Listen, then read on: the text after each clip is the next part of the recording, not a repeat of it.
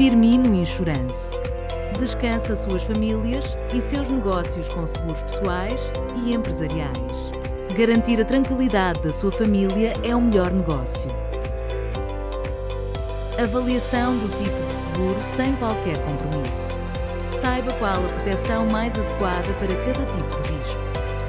Firmino Insurance.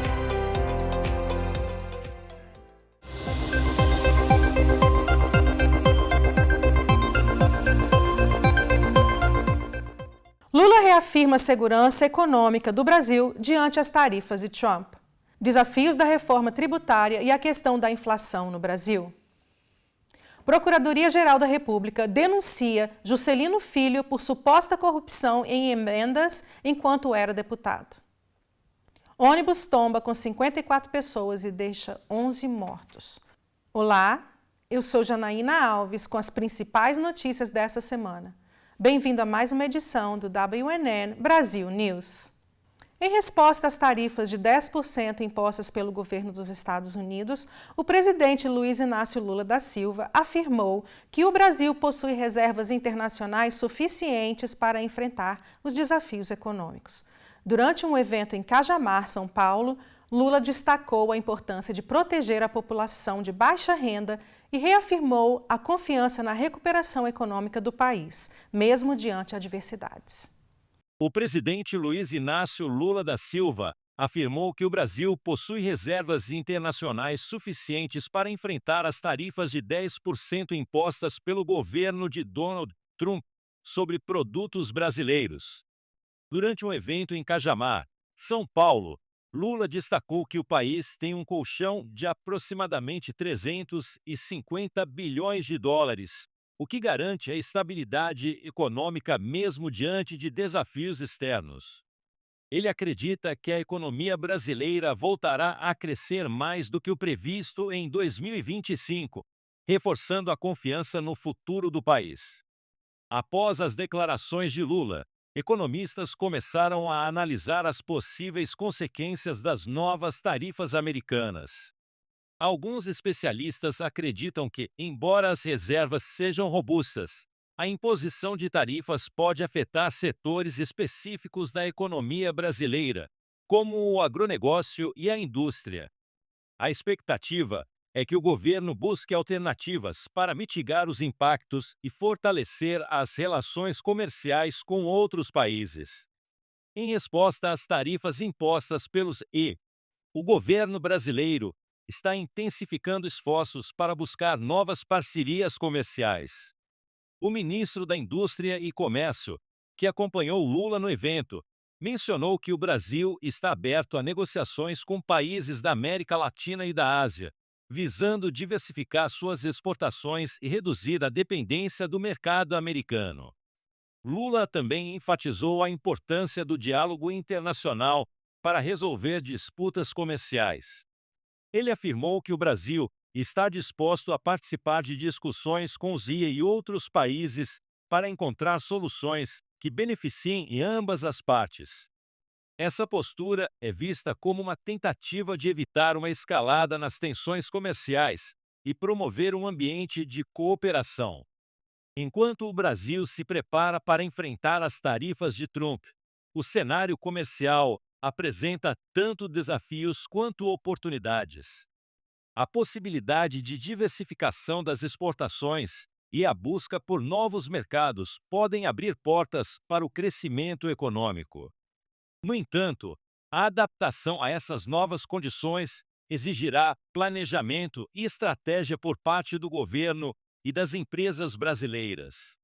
Enquanto o governo brasileiro busca implementar uma reforma tributária que beneficie a população mais pobre, o cenário econômico apresenta desafios significativos, como a alta inflação e a desvalorização do real. A relação entre a política tributária e a situação econômica atual levanta questões sobre como aumentar o poder de compra dos cidadãos sem comprometer a competitividade do país no mercado internacional. O presidente Luiz Inácio Lula da Silva afirmou que não é correto, justo e justificável que os pobres paguem os mesmos tributos que os ricos. A declaração foi feita durante a defesa de um projeto que amplia a isenção do imposto de renda para quem recebe até R$ 5.000. Lula destacou que a proposta visa aliviar a carga tributária sobre a maioria da população, que, segundo ele, representa cerca de 80% dos brasileiros. Durante a cerimônia de anúncio da expansão da fábrica da Novo Nordisk em Montes Claros, Minas Gerais, que contará com um investimento de R$ 6 bilhões, Lula enfatizou a importância de tributar as faixas de renda mais alta para compensar a isenção concedida aos mais pobres. Ele ressaltou que a medida é uma forma de promover justiça fiscal e garantir que aqueles que têm mais contribuam de maneira proporcional. A proposta de Lula se alinha com a crescente discussão sobre a necessidade de uma reforma tributária mais justa no Brasil. Especialistas em economia apontam que a medida pode ajudar a reduzir a desigualdade social, permitindo que as famílias de baixa renda tenham mais recursos disponíveis para consumo e investimento em suas comunidades. Além disso, a expansão da fábrica da Novo Nordisk, que é uma importante fornecedora de insulina para o Sistema Único de Saúde (SUS), também é vista como um passo positivo para a geração de empregos e o fortalecimento da economia local. Atualmente, a empresa gera 2,65 mil empregos diretos e indiretos na região, o que contribui para o desenvolvimento econômico de Montes Claros. No entanto, a proposta de isenção do imposto de renda enfrenta desafios. A resistência de grupos que representam os interesses dos mais ricos pode dificultar a aprovação da medida no Congresso. Lula alertou que quem tentar governar para todo mundo terá problemas com aqueles que recebem mais, indicando que a luta por uma reforma tributária mais equitativa pode ser um tema polarizador na política brasileira.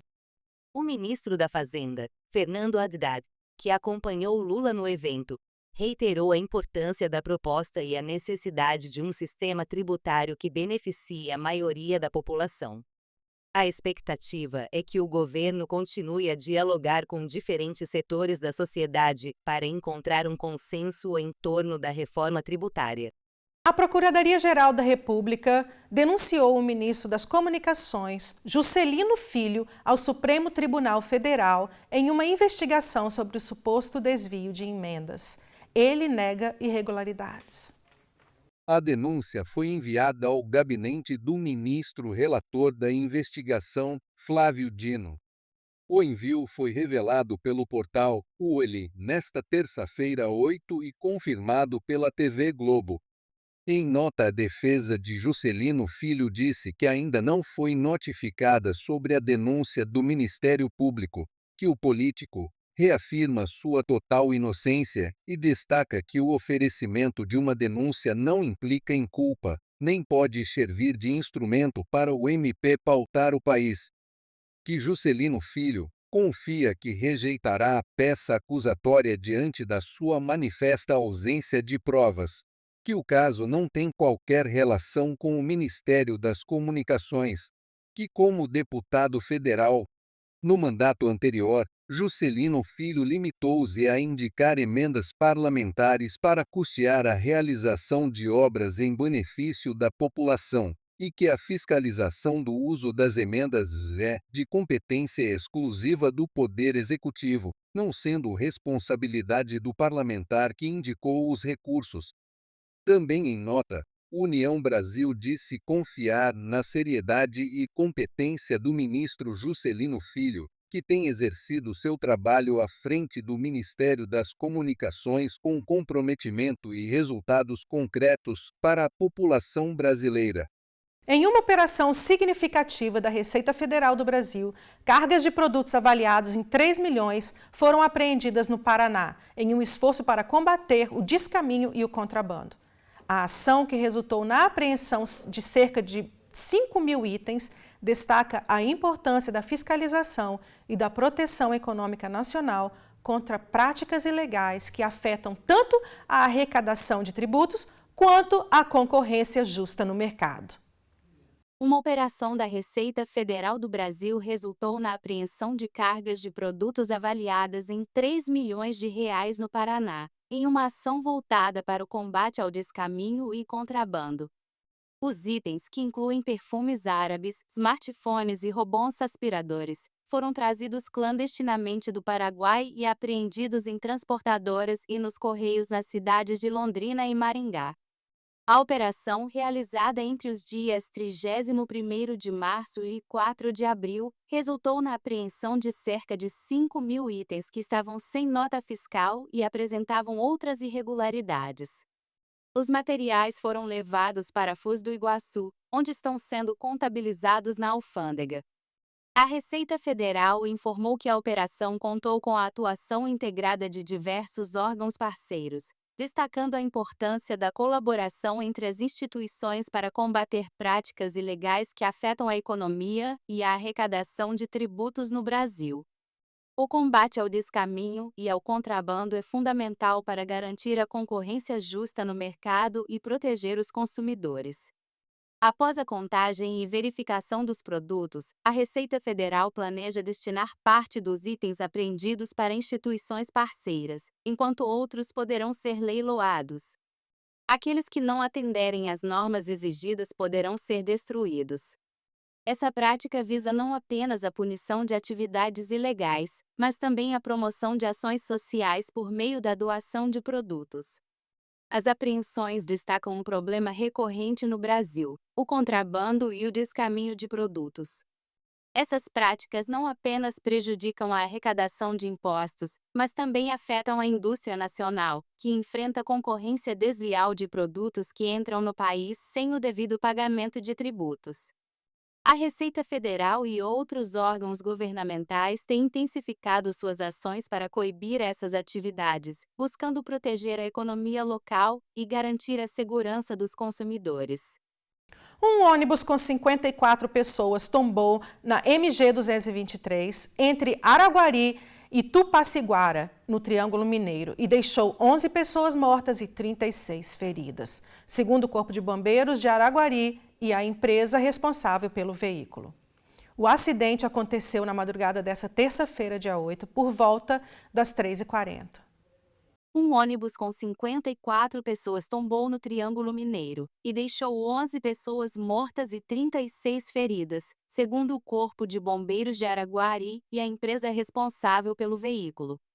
O acidente aconteceu na madrugada desta terça-feira, 8, por volta das 3h40. Ainda de acordo com os bombeiros, 2 crianças de 2 e 4 anos estão entre as vítimas. Os feridos foram levados para hospitais da região. Entre eles, 5 estão em estado grave. O motorista do ônibus não se feriu, segundo o Serviço de Atendimento Móvel de Urgência SAMU.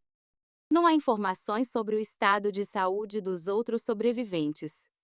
Segundo a Polícia Militar Rodoviária PMRV, o ônibus saiu de Anápolis GU e seguia para São Paulo SP. O motorista teria perdido o controle do veículo no trecho conhecido como Trevo do Queixinho. Em seguida, ele capotou e ficou tombado. O ônibus pertence à Aviação Real Expresso. O GEO entrou em contato com a empresa, que lamentou o ocorrido e confirmou que havia 53 passageiros no ônibus, além do motorista. Inicialmente, a empresa havia dito 49 passageiros, mas depois corrigiu a informação. Veja a nota na íntegra abaixo. A Agência Nacional de Transportes Terrestres ANTT informou que o ônibus estava com a documentação e os cadastros regulares para o transporte interestadual de passageiros. Uma carreta pegou fogo no final da manhã desta terça-feira, dia 8, na BR-381, rodovia Fernão Dias, na altura da cidade de São Joaquim de Bicas, na região metropolitana de Belo Horizonte. Uma pessoa saiu ilesa.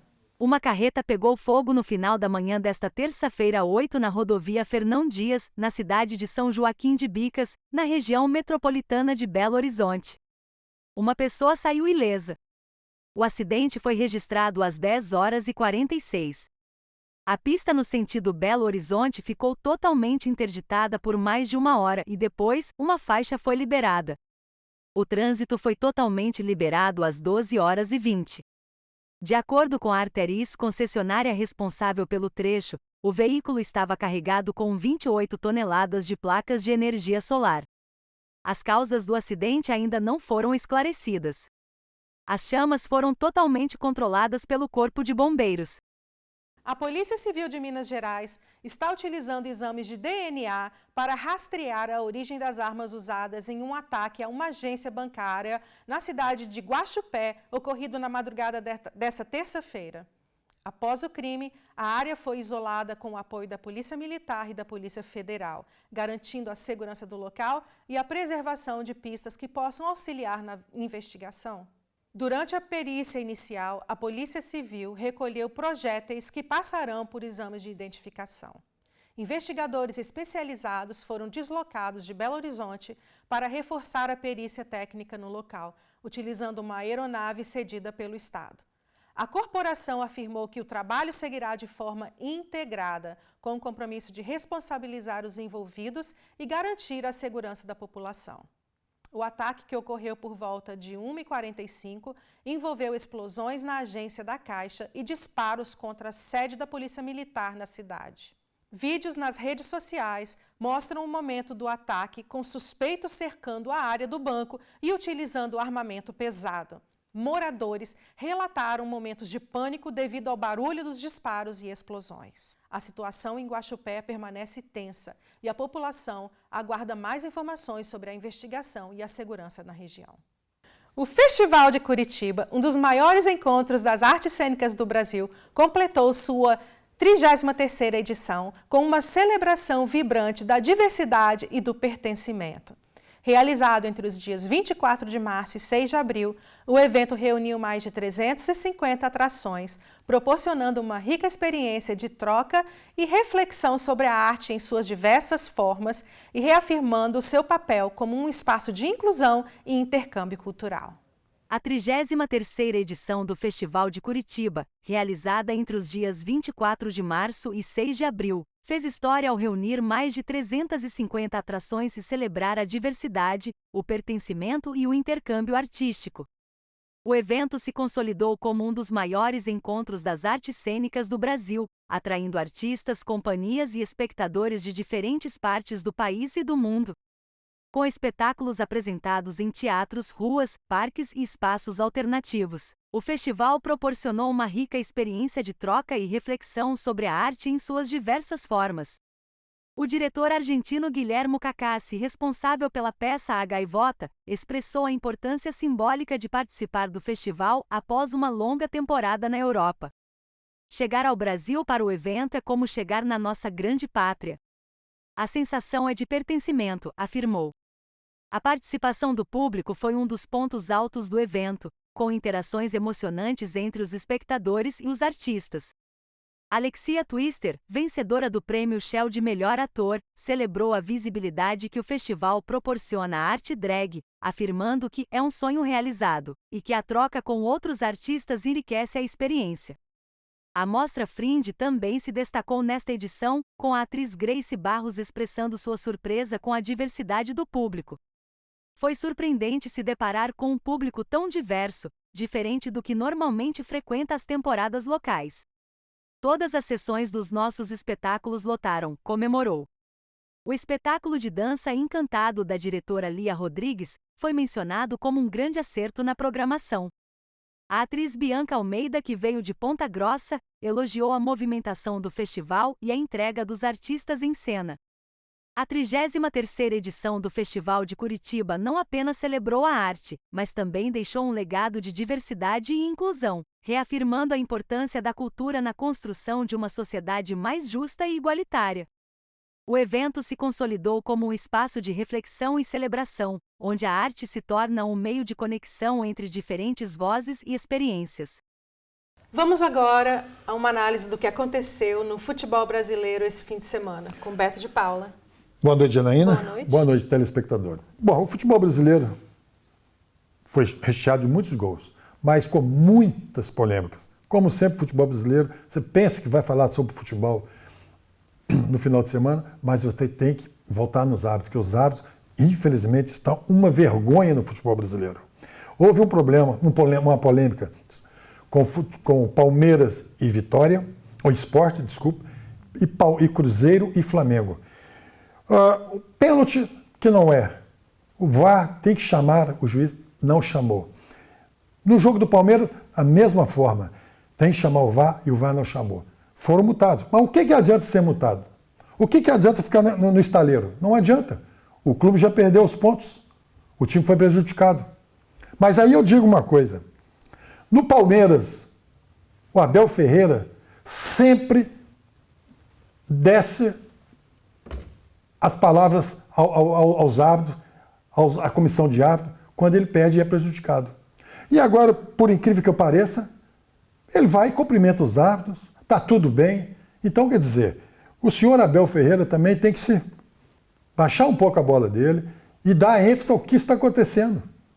Não é só quando ele ser beneficiado, ele ficar bem. Não. O Cruzeiro também teve um problema dessa mesma maneira. Uma expulsão que não deveria ser expulso, não foi falta, e o juiz nem chamou o VAR.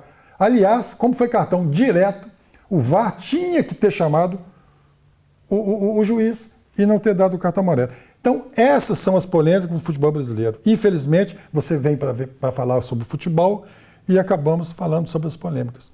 Mas eu vou passar aqui o resultado, que não tivemos muitos gols no futebol brasileiro. Foi até bom. Nós tivemos Corinthians 3, Vasco 0, Ceará 2, Grêmio 0, Botafogo 2, Juventude 0, Fluminense 2, Bragantino 1. Atlético Mineiro 0, São Paulo 0, Mirassol 1, Fortaleza 1, Internacional 3, o polêmico, Cruzeiro 0, Vitória 1 e Flamengo 2. Esse foi o final de semana do futebol brasileiro. Mas o futebol brasileiro não para. No meio da semana agora teremos jogos, e muitos jogos, pela Copa Sul-Americana e pela Libertadores. Vão estar em campo Palmeiras, Corinthians, Vitória, Cruzeiro, São Paulo, Flamengo, Fortaleza, Bahia e Atlético Mineiro. Então, quer dizer, o futebol brasileiro não para e estamos recheados de futebol. E assim termina a Semana do Futebol Brasileiro. É com você, Janaína. Obrigada. E assim encerramos a nossa edição de hoje. Obrigada por nos acompanhar. Eu sou Jana Alves pela WNN Brasil News. Até a próxima.